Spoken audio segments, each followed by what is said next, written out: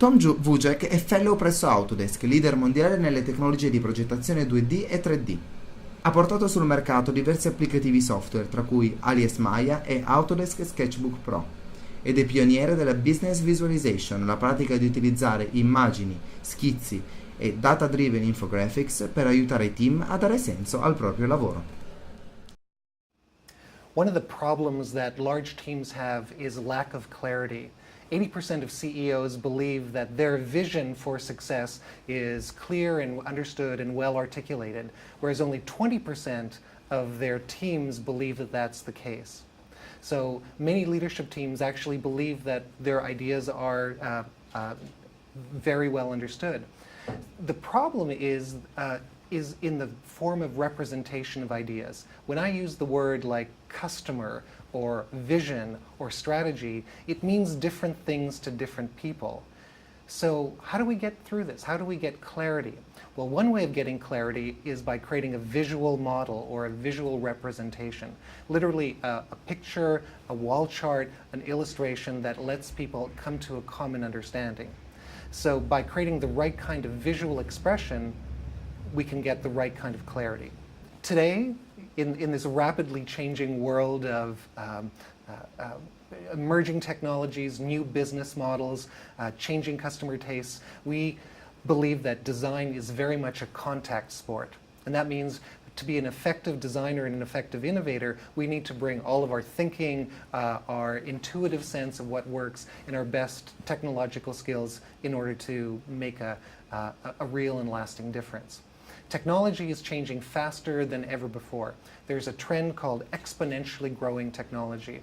And what that means is that yesterday's technology is built on, and what that means is that today's technology is built on yesterday's technology. It's faster, it's cheaper, it's more powerful than we can imagine before. This rate of change is occurring at almost incomprehensible rates. So I don't know if you know this, but the number of processors, computer processors that have been produced last year, according to Intel, exceeds the number of grains of rice that have been harvested on the planet last year. So that's an amazing statistic.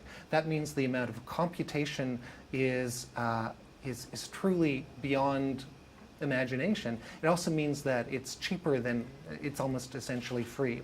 So we have something called the cloud, and that is changing the way in which people are computing. So we need to pay very close attention to that. But that's not enough to adjust to accommodate for technology. To make better and lasting changes, we also need to improve our ability to design.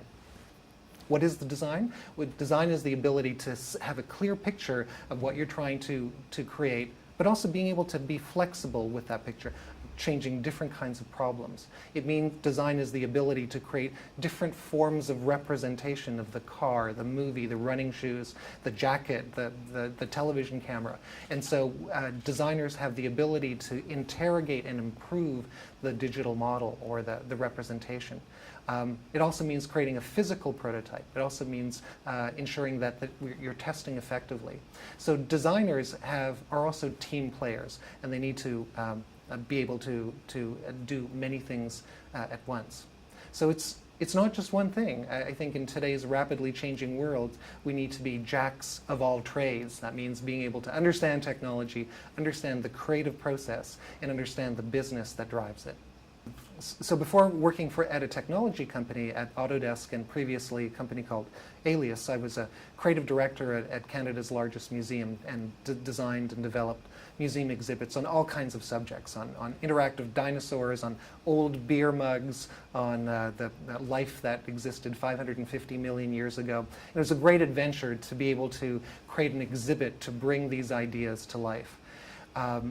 There were challenges then, and I think as we develop exhibits for Autodesk and for conferences such as TED, the same same challenges exist. One set of challenges is to figure out what you're trying to do, what message you're really trying to communicate. And in the voice of museums, this is called the curatorial experience. So bringing voice to the object or the artifact that you're trying to communicate. so understanding the story of the object that you're telling story is critical. Secondly, understanding who the audience is and how much time they have and what their physical experience is with the object is as important. So, for example, you may want to have a 5-minute video or a piece of text that takes 3 minutes to read. Well, if you have 2 kids pulling at your arms, no one's going to watch the video, or they're not going to read the text. So we need to understand what the physical experience is to be able to design the right kind of exhibit. A third element is something called the setup and payoff. So the setup is the promise. It's what, as you first walk up to an exhibit, what you first expect you'll be able to see. The payoff is what is delivered. And that's typically in the form of thinking, feeling, and then doing or being ready to do. And so a good designer who's creating a wonderful museum exhibit also needs to understand the retail experience. I don't know if you know this, but the way in which running shoes and wine and clothing is displayed in stores is typically in 3 phases. There's something called the 20-foot experience, so what you first see when you look at the outlines of the shoes. That's typically called the attract phase. You need to be able to, as a designer, attract and pull someone in when they see it from that 20-foot view. Then there's the 2-foot experience. So you've walked up to the exhibit or the running shoe, and you want to be further engaged. So there are design clues to pull you in further.